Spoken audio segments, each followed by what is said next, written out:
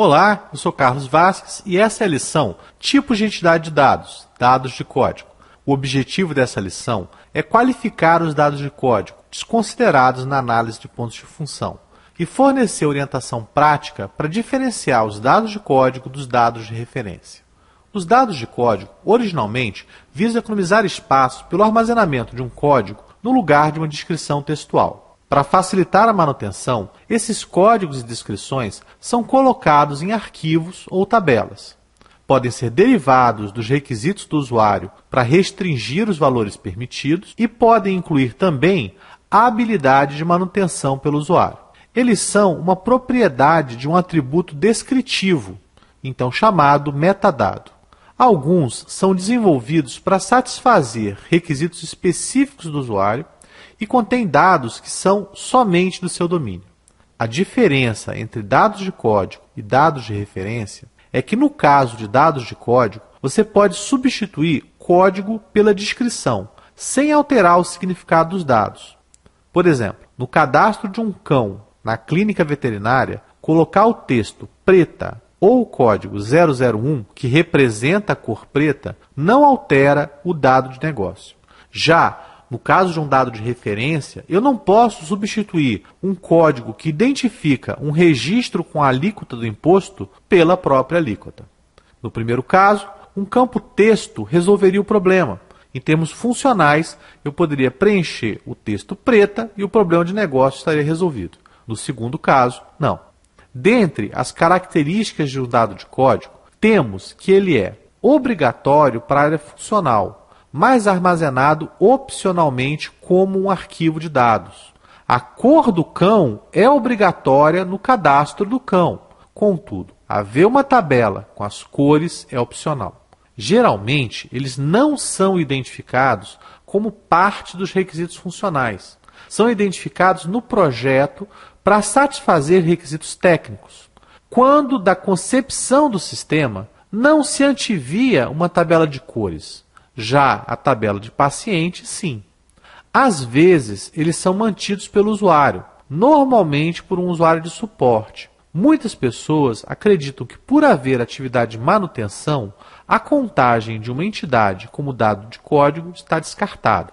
Eles estão errados. Armazenar dados para padronizar e facilitar transações de negócio são dados essencialmente estáticos, apenas alterados em respostas às mudanças na maneira que se opera o negócio, e são usados para melhorar casos de entrada de dados, melhorar a consistência dos dados, garantir a integridade dos dados, etc.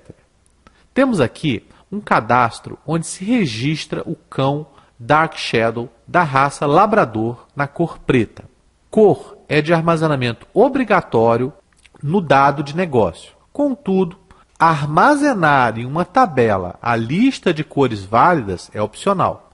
Aproveito esse exemplo para ilustrar um dado de código que tem também outros atributos. No exemplo, nós temos sigla, data da inclusão, data da alteração, incluído por, alterado por, e ainda assim não se justifica desqualificá-lo como um dado de código. Dentre as características físicas de um dado de código, temos que as entidades que os mantêm têm campos-chave e normalmente apenas um ou dois atributos. Normalmente tem um número estável de registros. Pode representar 50% das entidades num modelo em terceira forma normal. Às vezes é não normalizado e armazenado em uma tabela física com outros dados de código. Pode ser implementado de diferentes formas, uma aplicação separada, um dicionário de dados, hard-coded dentro do próprio software. Por exemplo, nessa tela temos um caso de uma tabela com dados de código não normalizados. Uma única tabela contém dados de uma variedade de tabelas dentro dela. Nesse exemplo, a tabela de número 23 contém as cores e o elemento 1 indica a cor preta. O conteúdo do drop-down, onde o usuário escolhe qual tabela deseja manter, é alimentado a partir da tabela de número 0. Encerrando essa lição, temos os diferentes tipos de dado de código. São dados de substituição, que cumprem a função de substituir uma descrição pelo código. Isso, por si só, é suficiente para considerar um dado de código, mas não é uma condição necessária.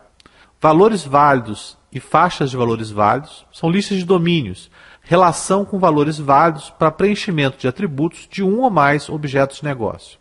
Templates com valores padrão, defaults para alguns atributos, quando da criação de uma nova ocorrência de um objeto de negócio. Independentemente do número de atributos, eu tenho dados quase constantes, raramente alterados, exceto se forem dados de controle do negócio. São os dados de código de uma ocorrência. Dados estáticos ou constantes são dados que raramente mudam. Com isso, encerramos essa exposição. E o próximo passo é concluir a lição com a realização das suas atividades. Lembre-se que, no caso de qualquer dificuldade, nossa equipe de tutores está ao seu dispor para apoiá-lo. Muito obrigado.